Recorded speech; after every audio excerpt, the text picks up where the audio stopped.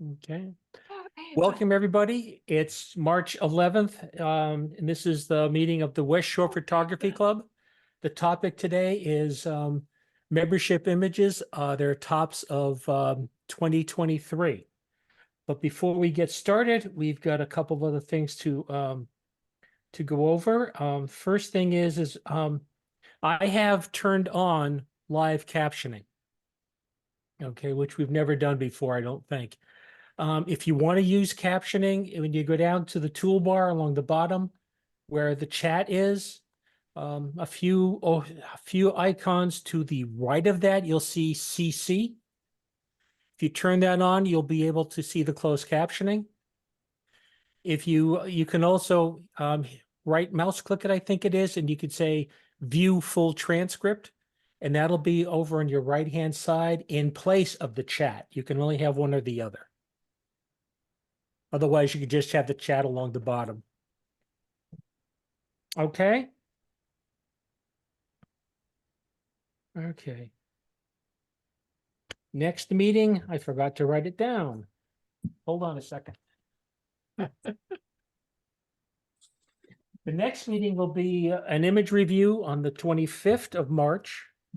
And that'll be an image review with everybody's favorite, Mike Donovan. And the subject is going to be frames within a frame. All right. I've got a checklist here, so don't mind me if I keep looking down. The last two trips we planned since the last meeting was the Middle Creek trip, which was canceled due to lack of birds and being windy.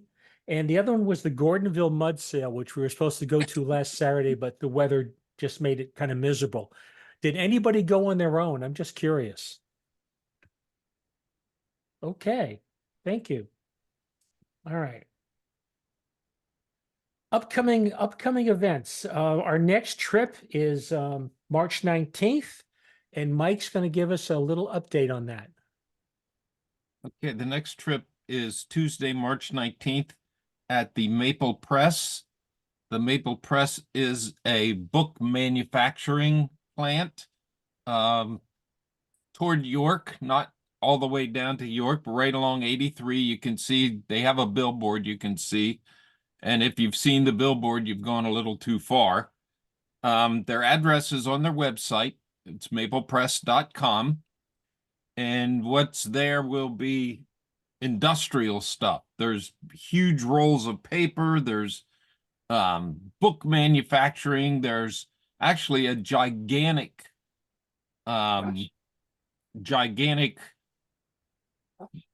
press, for lack of a better word, an inkjet press. Wow. So there'll be all kinds of machinery. It's industrial stuff. It'll give you a chance to try your black and white skills.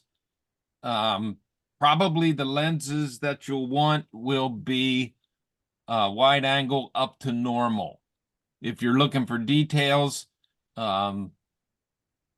probably you can use maybe like a 70 to 200, something like that. And I looked at the website and I looked at the machines, and it'd be advisable not to wear a necktie or a scarf. So you might want to keep that in mind. Otherwise, you may become part of a book. You sound like a true safety engineer. Exactly. So it should be good. It'll be industrial stuff, black and white, and so on. Okay. Oh, I'm sorry. We're to be there by 9:00 a.m. Okay. 9:00 a.m. Thanks, Mike. Appreciate it. Oversight on my part. I want to introduce to the group two people. One is Weston, who you can see, and the other one is April, who's ASL interpreter. They're doing sign language interpretation for us for Tori, Susan, and Ray. So I'd like to welcome them both to the meeting, and I hope they enjoy it, even though they're working. Okay, next, Elaine, can you talk about the Echo Caverns trip? Sure. We have confirmed a private group tour of the Indian Echo Caverns on March 23rd of this month. An email has already gone out to all of the members. Last week sometime, but also another one went out yesterday. The group is, we have a maximum capacity in this group of 20. We will be dividing, once we get into the caverns, we'll be dividing into 2 groups of 10 with a separate tour guide for each group so that we can start on opposite ends and have more room to spread out and take more time with our photography while we're in the caverns. We did require reservations. At this point, we still have 3 spots available. So if you're interested and you have not already requested a reservation, please do so. My email is in the link is in the email that was sent out yesterday and on last week as well. Prior to the actual trip, on Wednesday, the 20th, we're going to have a pre-trip tips and tricks video on Zoom, if you will, just to give you a little more understanding of what the exposure is going to be like in there and what you can do to get the best exposure and focus with a handheld situation, because we are not allowing tripods or monopods. There just is not enough room in these caverns for that. So it's a good opportunity to really practice your skills with stabilization, focus stacking, other various ways to keep that camera steady other than using a tripod. There will be more information coming out in the form of an email to those who have reserved a spot in terms of reminders of what to bring and what not to bring for the trip. Elaine, thank you very much. The next thing is, we've already talked about the meeting on the 25th. After that, there's going to be a trip on April 6th, and that is to Anderson Mill, which we've done several times before. It's down towards the Maryland border. It's a nice rural area, great place to take pictures. It's got even more stuff in it than the last mill we went to. And it's got, what's it, Mike, 3 stories? Yes. Stories Yeah. and then a basement that hope the snakes won't be in yet since it's April. We can only hope. And there's downstream, there's also a stone arch bridge too. Ah, excellent. Forgot about that. Okay. And after that, the meeting after that will be April 8th, and it's be a meeting with Ian Plant talking about visual flow. And that should be a very, very good presentation. All right. It's time to get into the program. First off, I want to thank all the members. Your response to this in the first time we've ever done it was fantastic. I ended up with about 30 images. When you guys were sent, when the guys who sent images in got a cheat sheet, they were told they were going to have 5 minutes to talk. That's not correct anymore, because it would take us over 2 hours. You have as little time as you can possibly take, is what it boils down to. I'm usually we have people making comments. I'm going to ask that people not make comments until the end if we have time. The process we're going to take is I'm kind of at the helm running it. We're going to go through everybody's number 1 image. And then as we have time, we'll start going through everybody's number 2 image until we run out of time, which is about 8:30. All right. So with that, let me start screen sharing to the desktop.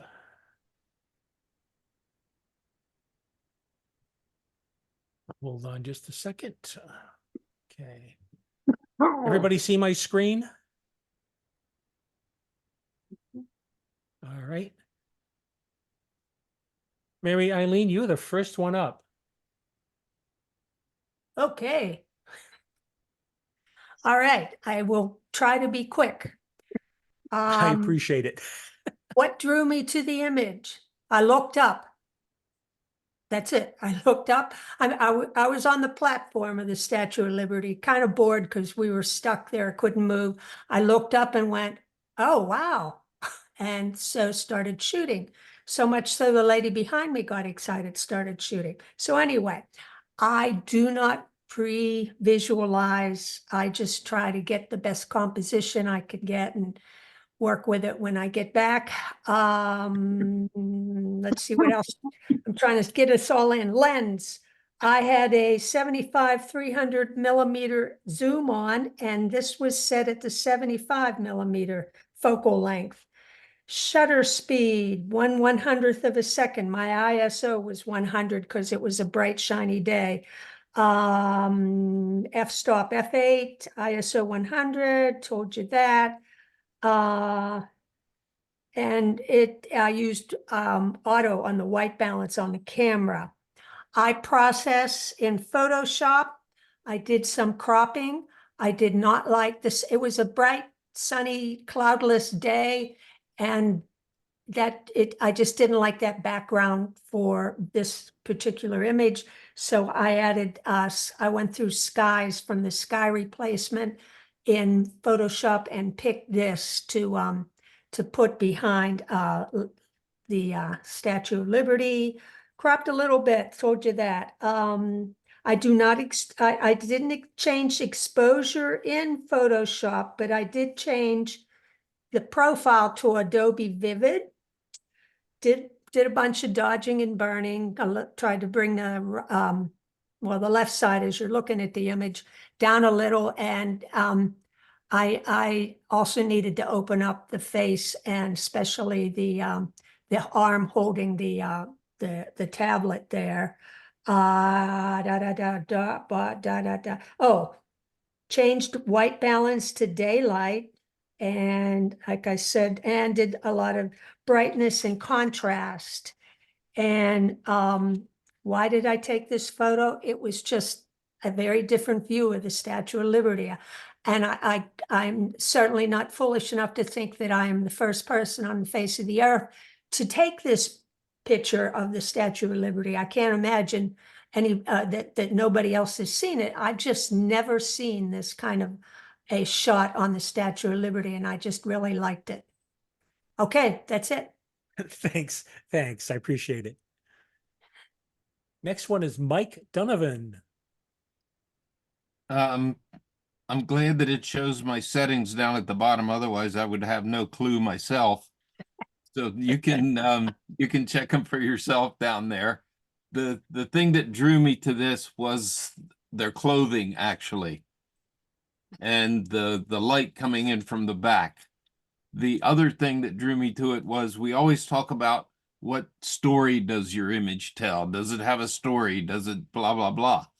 Well, I watched these people for a while, and what really made me look was the crucifix, the rosary hanging over the side of the pew there. I lightened that up. I do processing in on one. I struggled a little bit with his back. It's not completely blown out, even though it looks like it on the screen. The emotion that pours out of this lady just absolutely grabbed me. I put my shutter on silent so that I would at least not seem too rude, and just watch this all unfold. And when I got back home and I started to work on it, it's one of the few photographs that I've taken that I could actually feel the emotion when I was working on it. So that's why I loved it. They looked almost like angels there, just praying. You can see your feet down at the bottom. So it was really the story and the emotion that made me go here. Hey, thanks, Mike. And now we have Ray. Hi, everyone. Hi, April. All right, so that photo is of the owl, great white owl. So growing up, I was always fascinated with owls. So that particular photo, I wanted to I went to this town. I would go to this town regularly that had hosted something called a Owl Moon Festival. Moon Festival. So it was a fundraiser. They were raising money for rehab. I'm sorry, it was Birds of Prey. Birds of Prey. So I used the picture. The settings were 200 millimeter, Thank you. f5. Yeah, his hand needs to come down a little bit. So you can see the settings. I'm so sorry, I was looking up.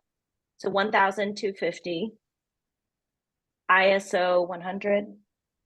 Mhm. I used Lightroom and Photoshop to process the image. I did definitely do some cropping. So when I took the picture and laid it out, there In was too landscape much on mode. in the landscape mode. It looked like it was almost like tunnel vision. Lots of people around. I wanted to kind of cut through that.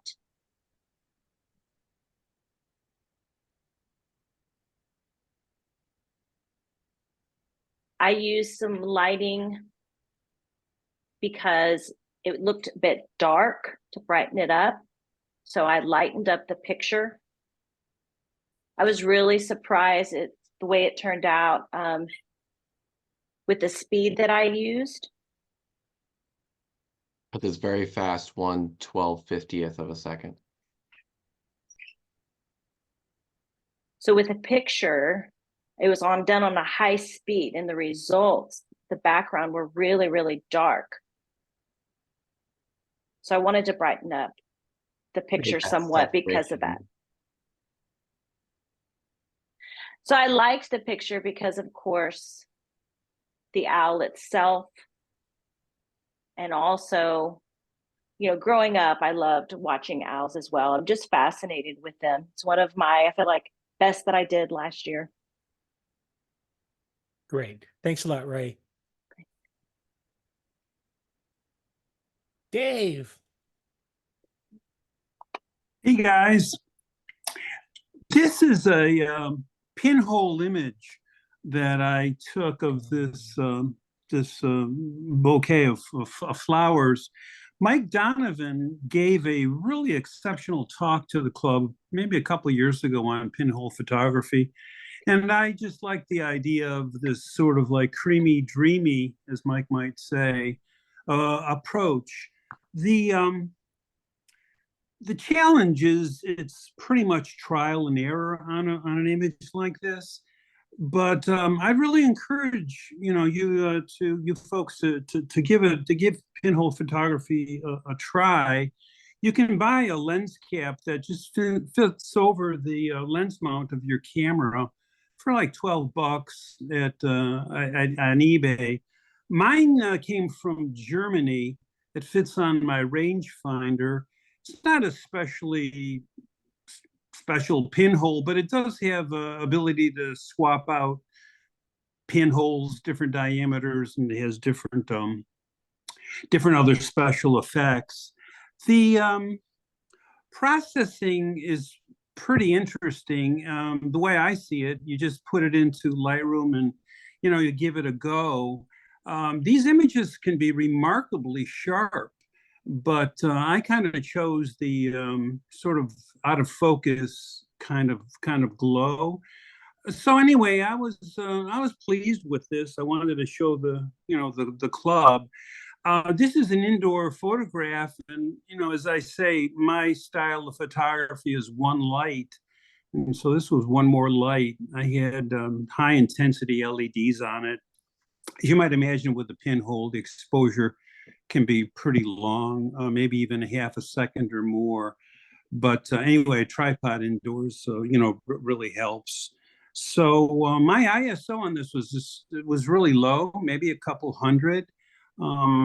That's my practice, is to get a low ISO. But if you really wanted to explore especially for the purposes of this kind of an image for the club, you probably go way over 1,000 on some of these, new camera sensors. So that's about it. Okay, thanks a lot, Dave. Chris, Okay. Yeah, so this is a photo that I took at a parade in New York, and there was this kid just climbing up on this bar, and the light was hitting him just right. So I said, you know what, I'm gonna go ahead and snap a photo of it. It was more of an impulse than it was artsy or creative, and it just became one of my favorite images, more so because this was a parade celebrating the 50th year of the nation of Israel. And then obviously in October, they were at war. So this photo took more meaning for me personally. So, and I don't know if the settings are on there. Yeah, it was at F4. I was going to say, I'm pretty sure I took this at F4 because I shoot everything between F4 and F8. So there you go. thanks, Chris. Yep. Ron, Yeah, I have a habit at the end of a day of camping, I'll set up my rig right by my camp chair and catch those just in case photos, whatever might happen to come by. And this particular squirrel sat at the base of the tree for the longest time, I guess contemplating whether he wanted to perform or not. And finally he did get up and perform and played a band of peekaboo with the leaves and everything. And I love the way the light caught it coming across, and I did do some dodging on the back because it was quite dark. And I shot this with a 500 at f4. So I love the photo. any special processing? Yeah, I use On1 and for all my photos, and I basically all I did on this was, like I said, dodge the back of the squirrel a little bit because it was so dark, and I put a little bit of a vignette on the photo. Other than that, it came right out of the camera. Okay, great. Thank you. Mm-hmm. You guys are taking me real serious. You guys are going through this quickly. Okay, Kathy. Is Kathy Sayre with us?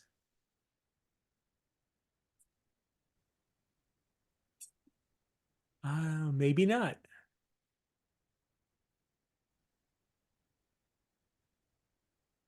Sue Schatz.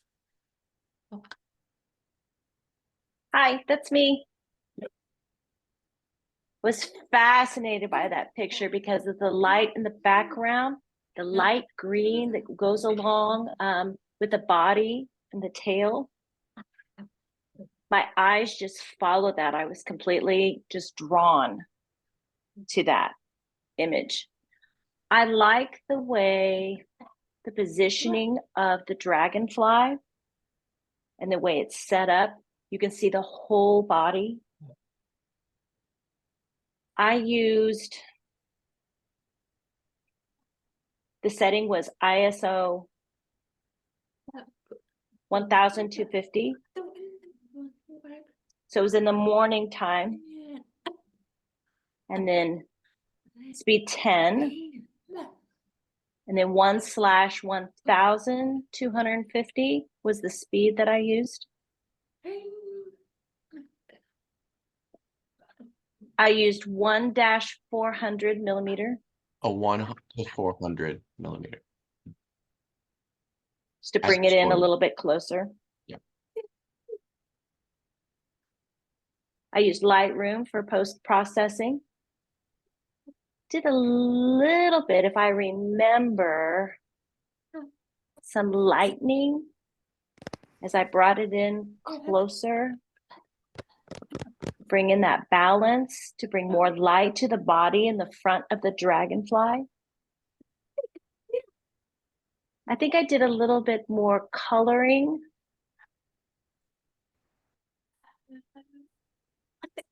As well. I really think it's my favorite too. Just the sharpness, the clarity. with the dragonfly for me. Just can sit there and just, I'm mesmerized by it. Okay, great. Thank you very much. Carla, for some reason, Capture One does not like your images. It sounds like Morse code. There you go. Oh, But here it is. Mark, you did wonderful work. We worked hard on this and I really appreciate it. Okay, as you all probably know, I shoot with an iPhone and I use RAW. This was shot 77 millimeter ISO 32 at 1/834th second. It was a very bright day and we were down at West Fairview Landing, and the Capitol was just shining, just beautiful. So I saw the framing. I shot wide, so there's some cropping done there. Now I do not have any visualization in this. I'm just now starting to find my style of post-processing. I use Darkroom and Picasso and Snapseed. And why is this special? When I was young, one of the houses my father had built was set across the road from a bunch of woods. And in these woods was an opening that I found.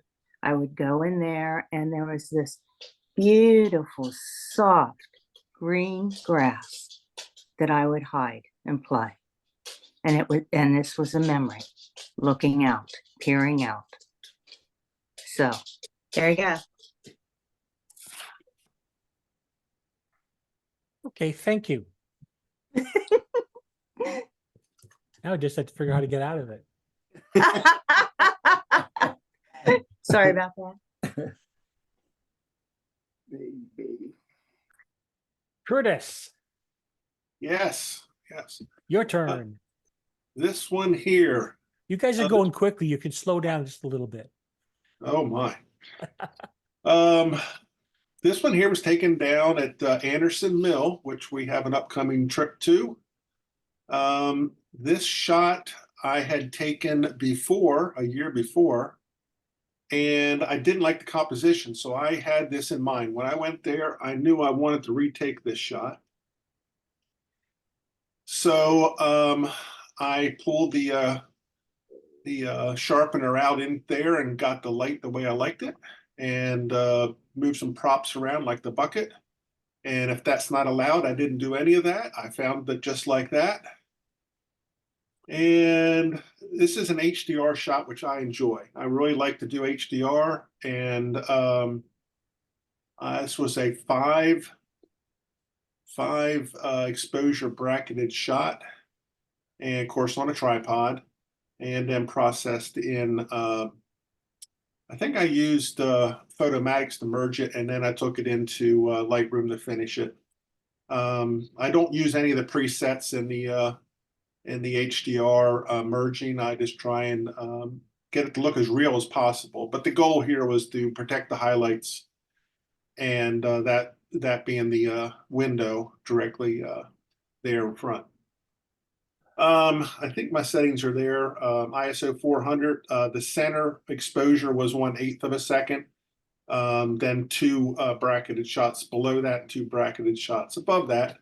F11 to try and get everything in focus, and 27 millimeter.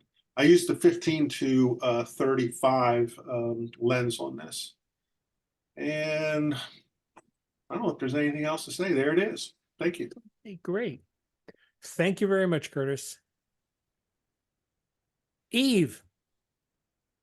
This was actually from our trip to Gordonville Mud Sale last year that unfortunately the weather prevailed this year and we didn't get to go.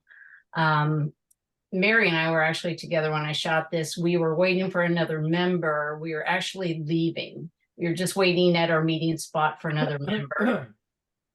And I look over and these two girls are sitting there. They're sitting on their wagon. They were hauling goods back and forth for customers is what they would do out to their car. And what drew me to it was the one girl would keep looking at me, the other girl would not. It was windy, it was overcast, it was very cold. You can see the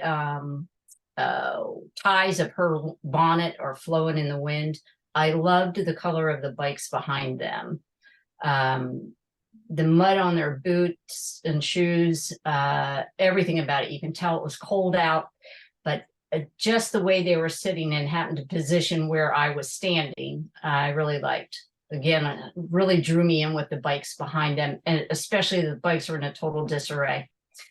I shot this with a 50mm lens at f9. My ISO was 320. It was overcast that day. I do process in Photoshop.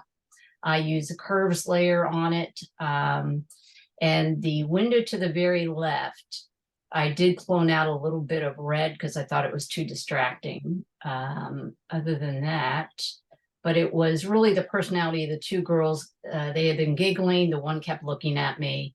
And I think it kind of caught the atmosphere of the day with the weather, the mud, etc. Okay, great, Eve. Thank you. Mhm. Richard.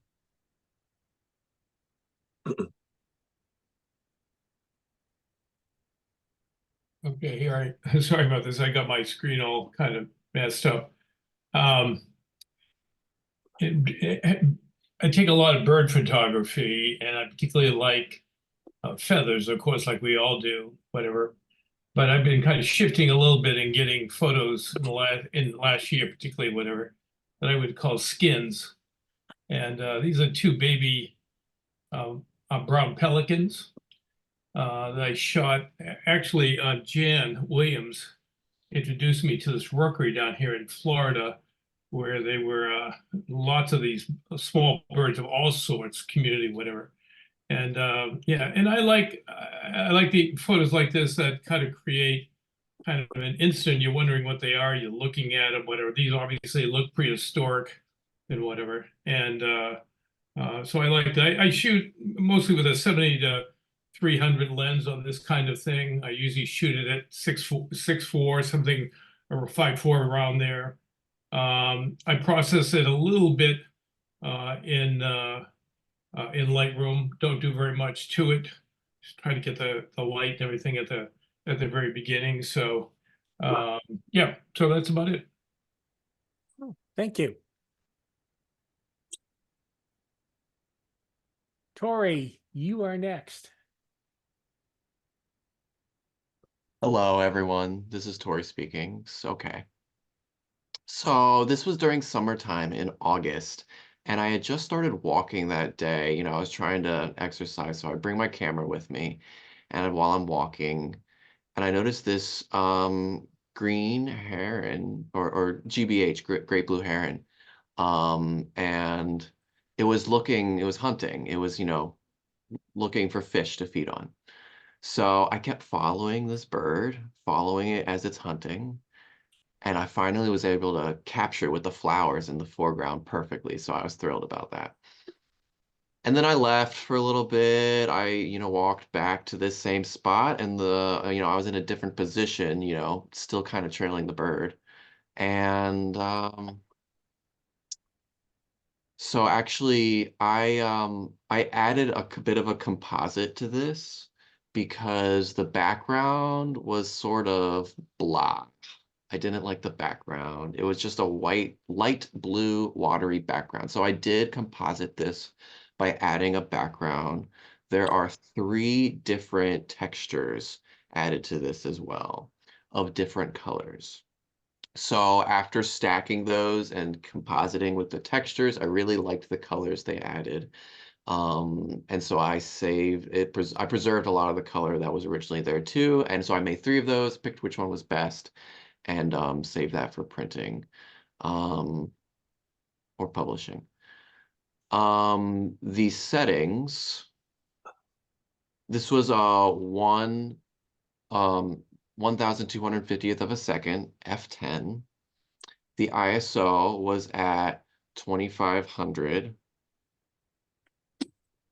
And I typically will keep, if it's overcast. So it was an overcast day. So that means I was really bumping up the ISO that day. But typically I don't shoot that high of an ISO speed for birds because I need a fast shutter speed. So I left the ISO high because of that. Because there's other birds zipping around while I'm following the heron. I might turn my head to capture the birds flying overhead periodically. So this was a Nikon D850 with a 150 to 600 millimeter lens. And that's all. That's all I have to say about that. Maybe I missed it. Was it cropped? Yes, it was Okay. cropped, but oh yeah, also another thing was the 200, it's set at 250 millimeters. I mentioned what lens type, but I didn't mention what I had it set to. It was at 250 millimeters. So I did end up cropping it a little bit at that focal length. And I'll also add that the exposure, is blended because the bottom with the flowers and everything is going to be at a different exposure. So I did have to use the expanded tool. Expansive fill is what it's called in Photoshop. I did have to do some of that. Great. Thank you. Steve Boutte. Yes, can you hear me? Yes, I can. Yes, I was traveling to New York. Actually, the year before, I traveled by this area and I saw like one of those perfect scenes. And I did not have my camera with me ready. Plus, I was on Route 95, which you can't really stop. And it was like one in a lifetime shots. So I knew I was going to come back sometime in the future. So last year, I went back up and I went on a bus trip. And it happened to be one of the worst days possible to go photographing because it was not only raining, like my umbrella just got wiped out and everything. And I actually took a ferry across to the New Jersey side, and I saw this technique done by other artists, and I said, I want to give this a try. But because it was overcast, I knew the colors would pop. These are actually the colors that were in the image that I took into Photoshop and did a motion blur to create that wispiness effect. And it came out really cool looking, but you can see the settings on the bottom, but I might have had them really out of whack because, like I said, the weather was crazy. But I just enjoyed the imagery it came out with. So I'm good. Thank you. Okay. Thank you. Now it's my turn. Okay. Last year we went to Bauer Garden, and one of the things that really struck me from the moment I got there was a sculpture they had in the garden called, I believe this was called Phases. And I spent a lot of time walking around it and ended up liking this piece of it. And hold on a second, just get it to fit a little better. I ended up taking this little section of it, and I liked the way the light was hitting it. I liked the graphic design of it. It almost looks like you could think of it as, somebody's back and their shoulders. So I really liked that look. It was shot, ISO 320, 1/25 of a second, f5.6 at 28 millimeters. It is cropped quite a bit. It was processed in Capture One with several layers. It took, I selected the background. It took 3 layers to reduce the background 11 stops to get it to be totally black. And then I played with the saturation a little bit of the color, and to darken the set, to make it a little more saturated, and which kind of brought out the highlights a little more than I had originally expected, which I thought was very much of a positive thing. When I originally took it, I was thinking black and white, and when I converted it to black and white, there's just too many age marks on it, let's call it, that I would have been healing it for the next 30 years. So I decided to leave it in color, and I still very much liked it. But again, it was the graphic design of it that kind of drove me to it, and the fact that, in that garden, something like this stood out like a sore thumb. So that's my take on it. So we're gonna go back and we're gonna start from the top. Guys, we're doing really good. You guys are averaging maybe a minute per image. So if you want to spend a little bit more time, you can. And if for anybody who's got questions, keep notes. And if we have time again, like I said, we'll talk about we'll bring up the people's questions later. Okay, Mary, it's yours again. All right. This was last spring. We had a field trip to the state capitol, and I went towards the back, and where the cafeteria and everything is, there was a high school band or orchestra, small orchestra playing, and I was really attracted to the fountain with the patterns from the sun and the shadows and the patterns from the floor, but the kids kept moving, and I kept trying this composition, that, and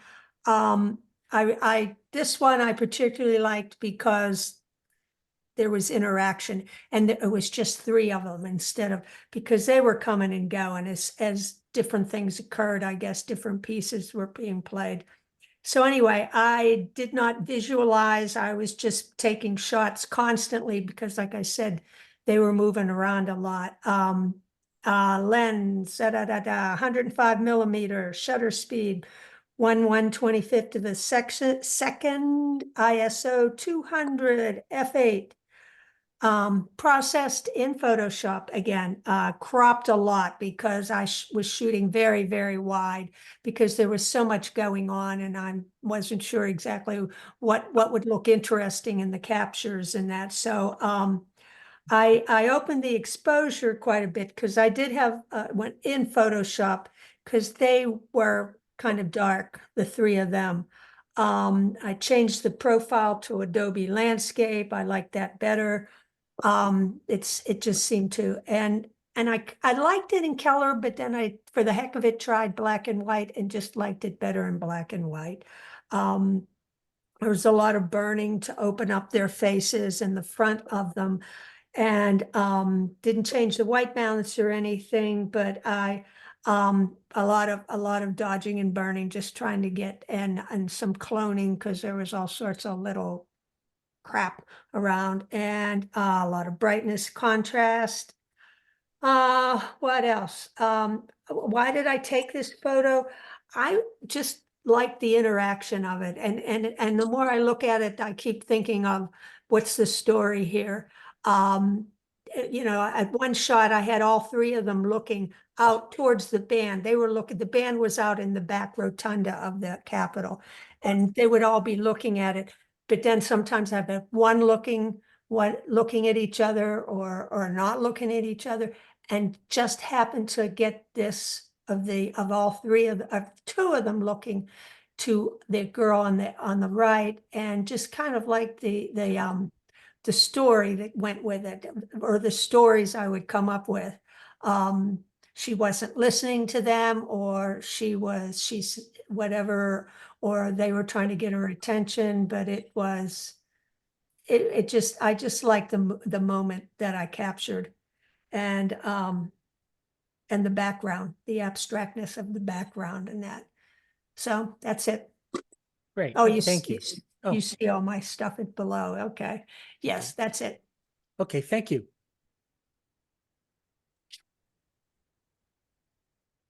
Michael. Okay, this is like an iconic lighthouse in Maine called the Nubble Lighthouse. And it brings up the question of, do you still photograph the big icons, the Eiffel Tower and the this and the that? Well, I was probably number 1,285,000 in people who have photographed this. So my real question was, how do I make it a little bit different from everybody else's? One thing that drove me to change it to black and white was that, because probably most of the people who photographed it did so because of the color. The second thing was that shed in the front, the dark colored shed, was actually a bright red. And it put up kind of a wall to the viewer to work past to get to the lighthouse. From the imagery views, you know that lighter colors tend to advance. So I wanted the lighthouse to be the star of it, and the secondary star would be the rock wall in the front. The water, which you can see a little bit of it, really didn't mean a lot to me, except that it added a foreground and then a middle ground and then a background. So really, the graphics of it is what I ended up really liking. Now, the light was absolutely fabulous. So as a result, I probably have 60 pictures that look almost the same. It's one of those things you can't stop photographing because it might never be like that again. So I shot a lot, and then I talked to another photographer, and he said the same thing. He said, I just can't stop taking pictures of this thing. The light was perfect. And the other thing that black and white does is it still allows you to see how good the light was, mainly because of the shadows. So it was really the graphics of it and the fact that, for me, there's no controversy. If you see something iconic and 100 people are taking pictures of it, I take the picture because I want one too. Anything else, Mike? My settings are down below. I processed it in on one. It's the same sky. I didn't replace the sky, although I wouldn't hesitate to do that. I did dodge the rocks so that they looked like the sun was hitting on them, which it really was, but they were such a dark color that it didn't really show. So I dodged them and darkened that shed so that it wouldn't fight with everything else. And I waited and waited and waited and finally got the flag sitting there so you could see the whole thing outlined by the building. Otherwise, when it blew, it didn't look really too good. Ah, And that's it. okay, great. Did you crop it much? Yes, there's actually on the left, it's on kind of a little island. And on the left there's a like a little cable car for the people who live there to get across. And I did crop that out, yes. I'm a time- believer in shooting loose and then cropping it how you want it. What time of the afternoon did you shoot it? Probably 6 o'clock, maybe. Okay. Okay.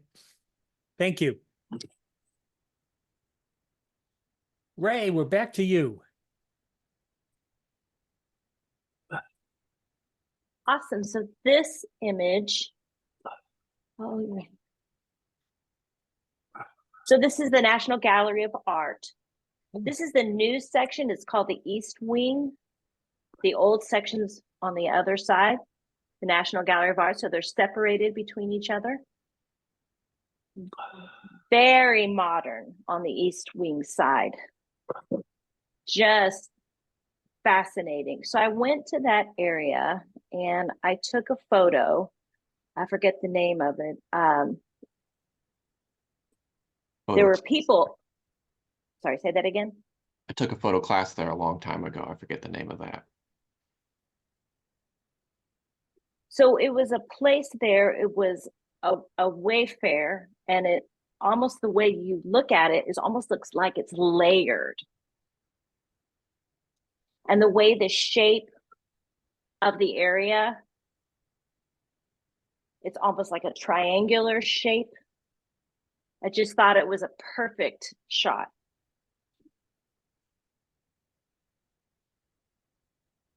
So I looked at the image and the results. I thought they were great once I took it.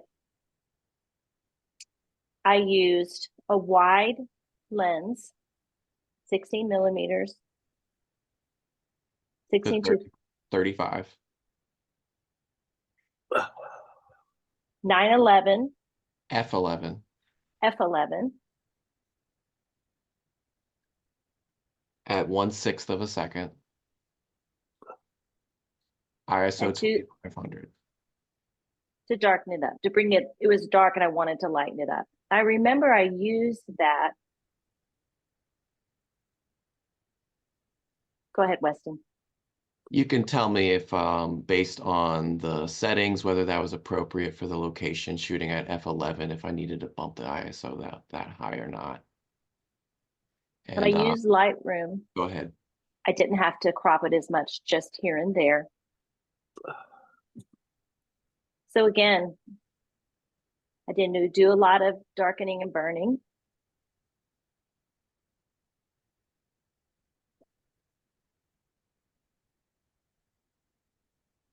I used a little bit of post-crop vignetting.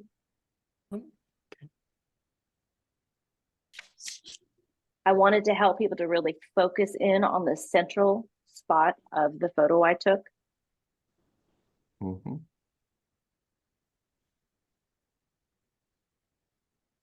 Sharpening. I did use some sharpening. Luminance.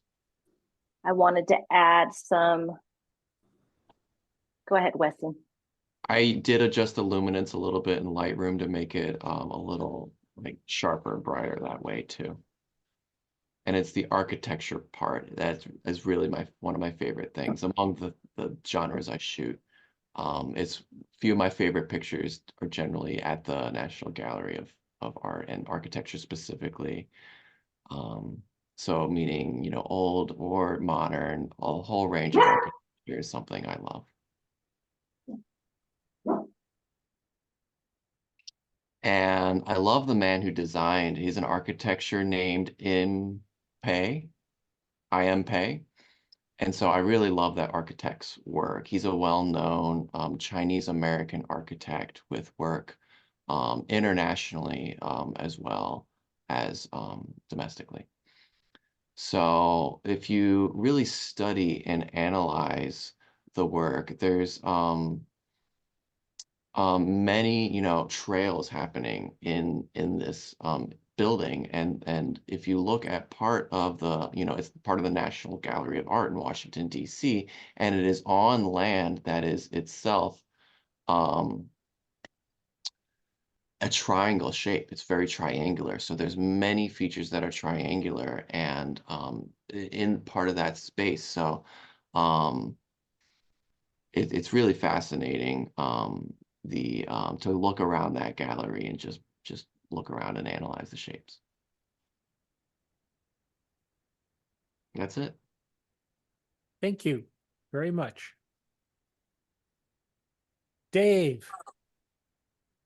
Hey, hey guys. Before I talk about socks, I just wanted to make a point of clarification on the pinhole equipment. I may have misspoken and talked about a lens cap. It's not a lens cap. The pinhole equipment is actually the lens. So what they do is adapt a camera body cap, which they put a insert or the pinhole into. So the camera body cap is what you get from eBay or wherever. Some people even make their own camera body lens caps, but any drill that I have is not a pinhole. So anyway, that's the camera body cap that I wanted to clarify. This is Socks. It's a friend's cat. And I'm not an animal photographer by any means, But this cat was absolutely breathtakingly beautiful. And I have an iPhone photo, which is what I'm showing you. The whiskers were just amazing to me. The eyes were just incredibly sort of this yellowish, deep color, which unfortunately you don't see in this photograph. The fur was just beautifully silky black. There was no place for the light to hide. So anyway, this is what I took. And what I did is had to crop it substantially. The blanket was extremely distracting with different colors, so I chose to make the photo black and white except for the eyes. I don't think it was entirely successful, but that was the point. It was really about those eyes.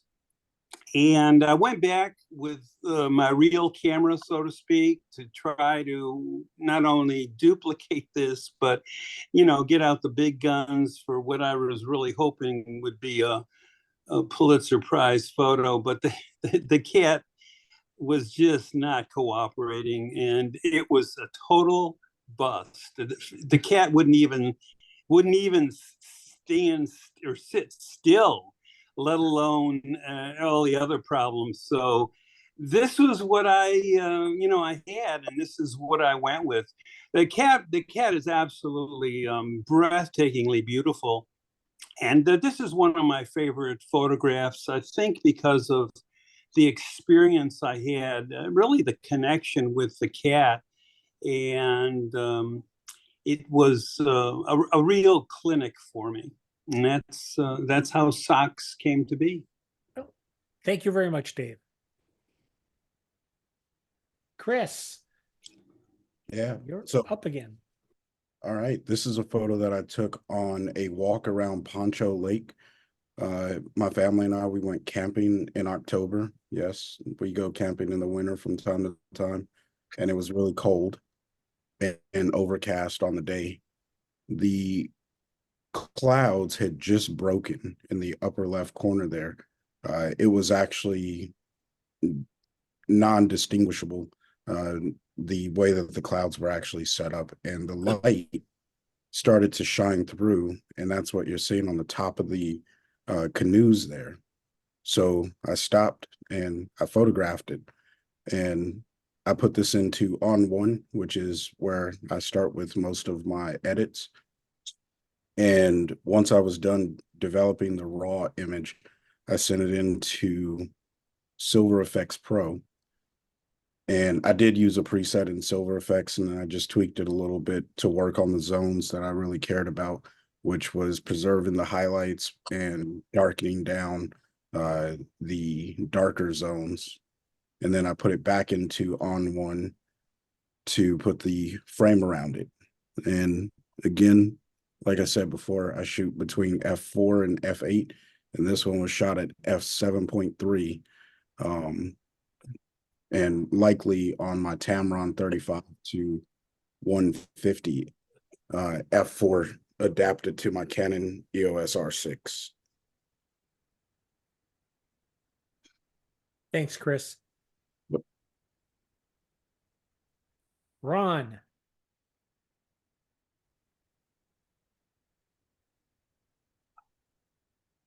Ron, are you there?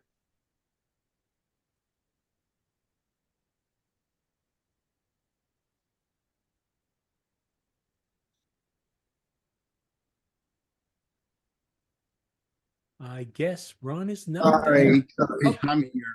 Okay.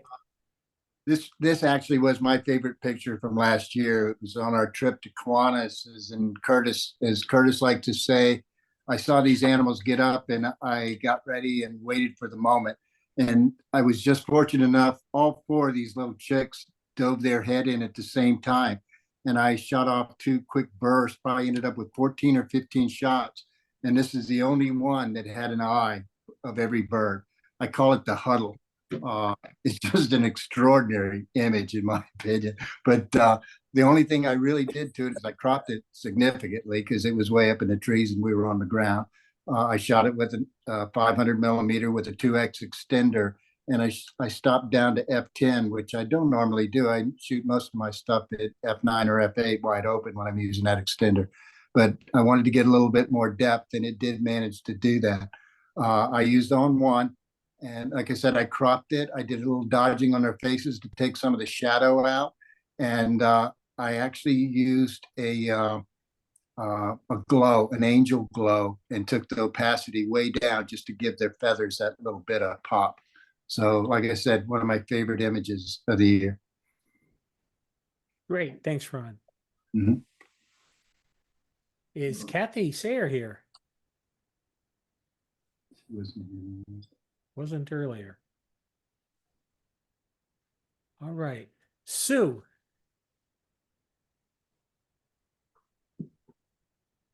You're up. Okay, this is Susan speaking. So this photo was actually with an iPhone. And it happened to be one morning I was taking a walk nearby on the lake, and it was a foggy day. And I happened to look at this view of the still lake. It was very still water, and I saw the reflection and thought that would be perfect. So I got my iPhone, framed the horizon of the water with the trees. You could see faintly through the fog poking out the little flowers in the foreground, the stems of them. It's very muted with the fog, and the stems of the foreground really pop compared to that muted background. So I was fascinated by that, contrast. I thought that was cool between those two elements. What else is there to say? So I did crop it because there was some things on the edges that weren't necessary. And so iPhone, I used the iPhone crop tool. And I just like this image. I was fascinated and drawn to it. It has like a painterly effect and the muted colors. And it's almost like, you see this separation between the front and the back. And it makes you wonder what's going on over there. I'm curious now. I'm wondering what's going on over in the fog. Great. Thank you. Carla, you're my problem child. Sorry about that. That's perfectly fine. There you go. All right. This is called The Journey. As most of you know, John Muir wrote, "Into the forest I go to lose my mind and find my soul." As my prior picture, when I was talking about it, I grew up in my dad built homes, and we were always on the end of the road, and there were always nothing but woods around. So this is my path. This is my journeying path. I took it with my iPhone. It's once again the Taken Raw 77 millimeter. I do not know what the ISO is. I always take pictures of paths from which I came and where I'm headed. And this is just a very special one. It's Wildwood, as all you probably recognize. So that's it. As far as processing is concerned, I'm sure I use Darkroom on this one. And these are all apps that I use on my iPad for post-processing. And I use Darkroom, Snapseed a lot. And this was probably a lot of Leap Light. So those are the apps. Great. Thank you.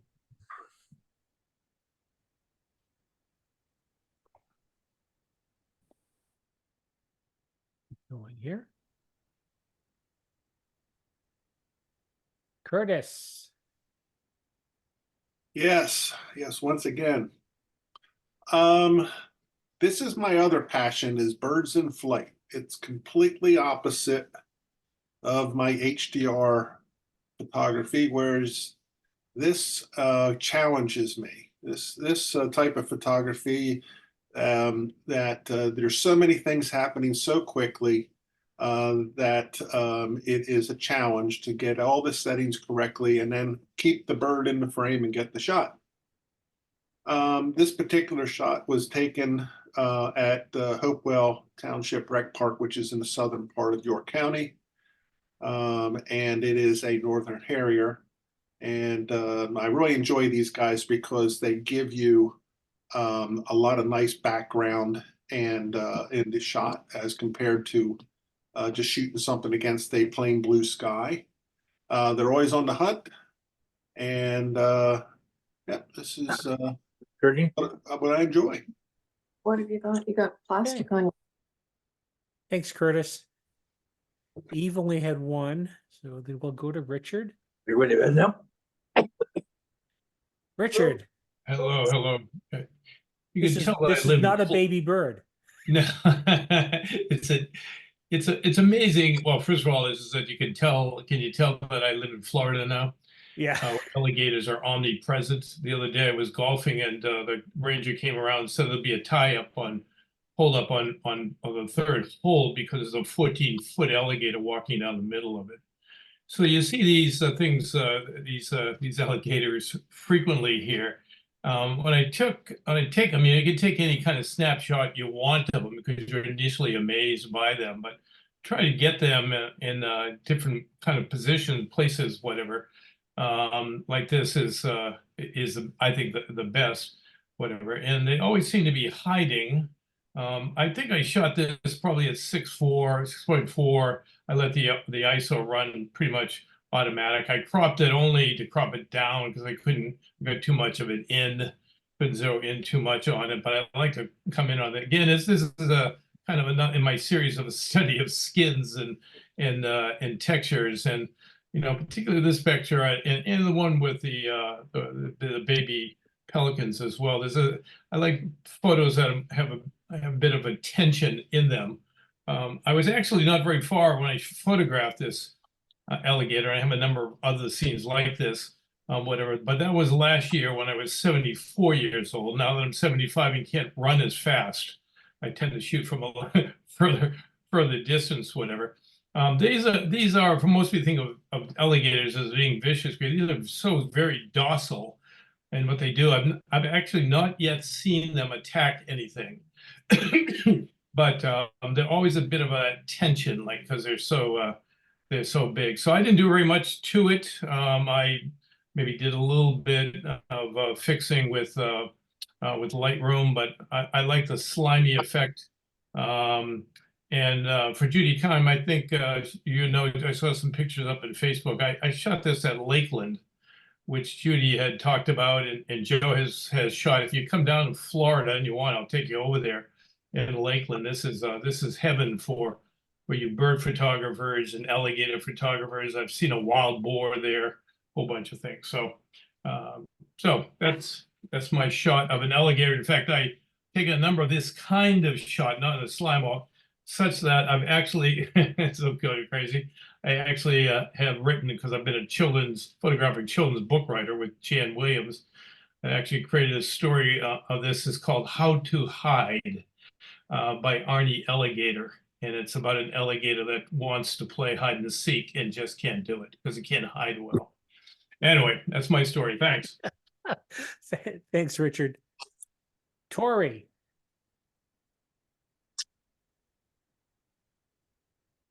Hello, this is Tori speaking. Okay, so a little bit of background first. In 2022, which was 2 years ago, I was fortunate to stay in Delaware for a whole month.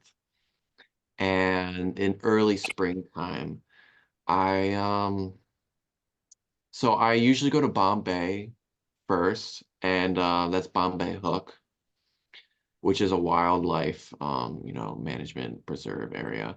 And so it's one of my favorites. And at that particular place at Point Mahone, that's the specific, in Point Mahone, there's a lot of history behind that area. It's kind of a weird environment to be in.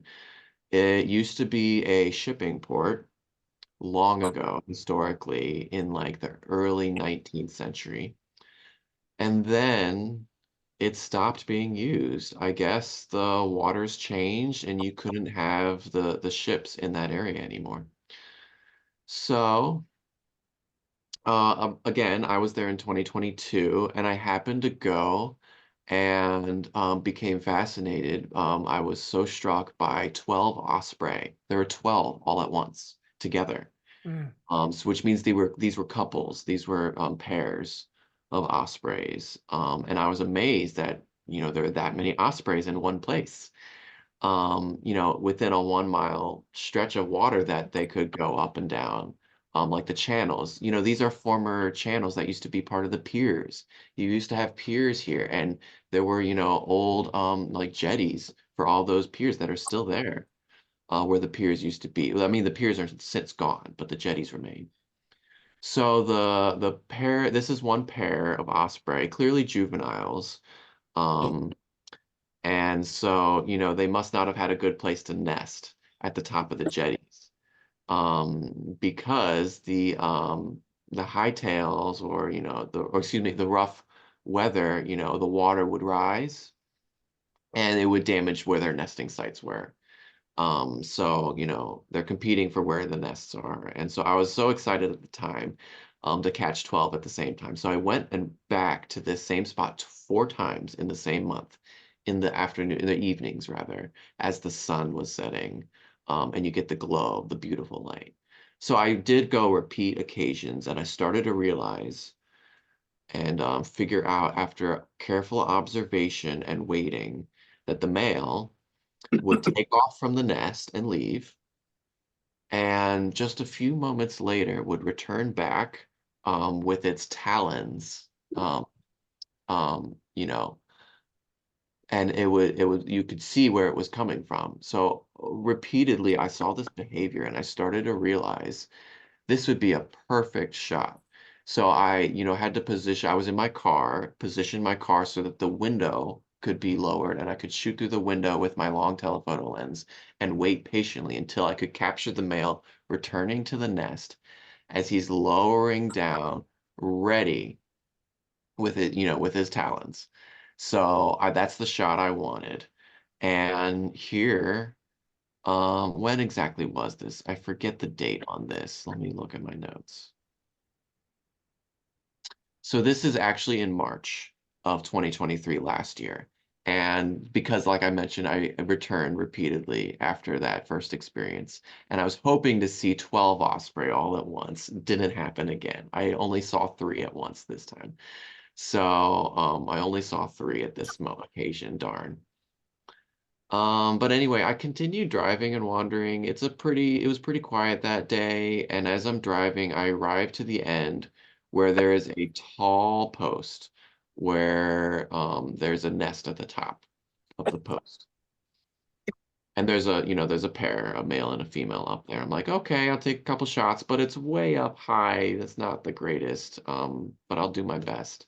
And then right away, during that moment, in the corner of my eye, in my peripheral vision, I saw this male chasing another male, like they're dogfighting in the air. And I was like, oh, I gotta take several shots. I gotta burst this. And in just a point, just it happened so fast. In just a moment, I'm sweeping to capture these birds, midair, tackling each other. And when I got home to finally look at my images, load them up on the computer, I saw 2 that were, at least sharp and clear. And I saw 2 birds sharp and clear in the same image. I was thrilled. So I'll I'll abbreviate my comments now before elaborating anymore. So again, this is my D850 with 150 to 600 millimeter lens. I was shooting at f6 and the ISO was set to 1600. And I had the white balance set to auto. And because of the high ISO level, it was an bright overcast day, but I still needed a high ISO. I decided to use the topaz to denoise this image. And then I could transfer it to Lightroom. And that there I could automatically do some auto adjustments, you know, because I was lazy. And you could just quickly use Lightroom to do some quick auto adjusts. And then what else did I do? Oh, I did crop this. Yes, it was, I did crop it big time because it was, you know, from a long distance, it was shot far away. So there's a lot to crop out. I was hoping for clear feathers to come out, but it's better than nothing. And I decided to add some expand on the bottom, the expansive fill on the bottom, because it was a little too tight. The frame was too tight to the bird, so I wanted some fill in the bottom. What else? I think that's enough. That's about it. Great. Thank you very much, Tori. Steve Boutte. Yes, I went back up to New York about 2 weeks later, and I had not processed the first image yet. And I this time I went up to where, like, if you went straight east is where the Statue of Liberty is. But I like this shot because you can see Brooklyn on the right, and then of course Manhattan, right in the middle and to the left. And what intrigued me about this picture was, from this perspective, you can't really see on the very edge on the left, but the water level is like 12 feet higher than the city itself, just from that optical illusion. But it makes you wonder how long before it goes under, you know what I mean? But I just was intrigued with the, I did crop it to make it into a panoramic, and I just enjoyed the shot. But that's good enough. Thanks. Okay. Thanks a lot, Steve.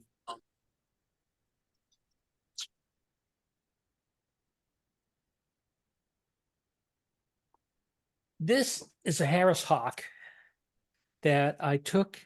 It was captive. I went to a falconer presentation at Craighead House last year, which is actually on the Yellow Breeches right down the road from me.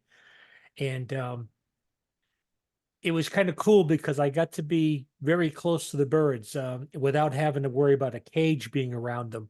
So I was able to get a very clear shot. This one was shot at 400 millimeters, ISO 4000, 1/250 of a second, and f/5.6, I believe. Yep. Again, processed in Capture One.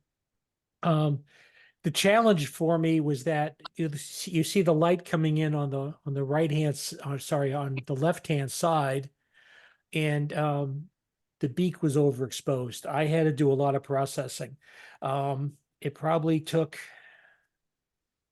12 different masks, and they were all you know, all different layers, 12 different masks to get the picture, especially around the head, the way I wanted it. Again, it's cropped. It's a square format. Even though I shoot full frame 35 millimeter, quote unquote, my favorite format seems to be square or 4:3. So I usually have to do some cropping. There wasn't much to remove as far as blemishes in that. I had one little white spot on his body right about here, one little dot that I had to remove. Excuse me. The other thing I liked as I started processing it, I got lucky, is you know, where his head is the bright spot, and the bright spot in the background goes right across his face. So it kind of highlights that whole level. And you know, why is this my favorite? Well, it was cool. How often do you get this close to a Harris Hawk is what it boils down to. It was really nice, and I really liked the way it came out. So that is everything. I'm going to stop sharing and hopefully get Zoom back up. There we are. And does anybody have any questions or comments? Yeah, you did a great job, Mark. Oh, thank you. Thank you. I have a comment. First, I want to thank Dan. I didn't see Dan join the meeting, so hi, Dan. Howdy. Yeah, when we do these, typically we're so used to doing competitions and critiques of how pictures should be better and how they get scored against each other and things like that. It was really fun to see what each person thought was some of their favorite pictures from last year, whether or not they were in competitions. It was just really great to see the different images and what people like and don't like. We should do it again. This is the first time we've done it, and I would recommend that we do it again. I thought we probably went through them a little faster than a lot of people would have liked, but we had 30 images, which was more than we usually get. So I really liked the response, and I think we will do it again. I will recommend that we do it again anyway. And are there any other comments? Mark, Yeah, Terry. did you take the one of the lighthouse? No, that was Mike Donovan. Is he in? He's still here? Yep. Mike, Yes, where was that taken? that's in Maine. It's called the Nubble Lighthouse. Okay. Mike, just to the left of it, there's a beach and a road along the beach with all sorts of shops, right? You're correct. Yeah, that saltwater taffy place is really good. Well, that's Yeah, how you it- know it's that. in, That's it's how in New you York. know that That's in millions York, of people York, Maine.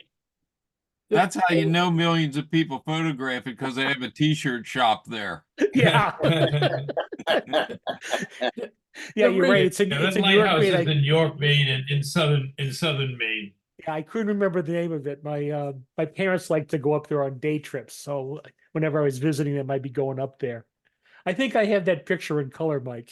Yeah, me too. About 30 of them.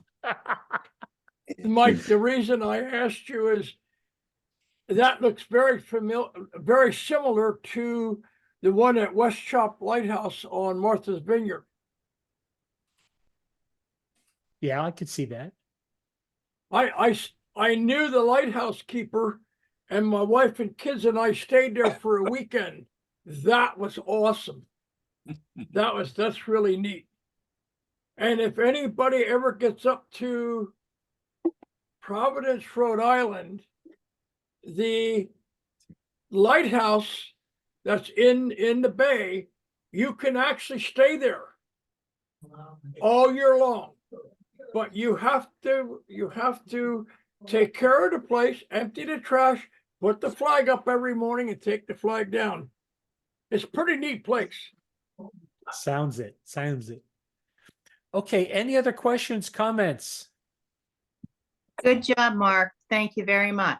Well, thank you. Yeah, Thank you. Mark. You guys, Appreciate it. it was you guys that did the great work, not me. I just organized it a little bit. All It was right. really enjoyable. Glad. I'm glad, Pat. I'm glad. Yeah. I was surprised you didn't submit anything. I've been busy painting. Well, that explains it. And I just had cataract surgery, so, Oh, little tough. I understand. yeah. I understand. Thank you. Okay, I'm gonna turn off the recording and wish everybody a good evening. Okay. Good one. Same to you. Hey, Mark?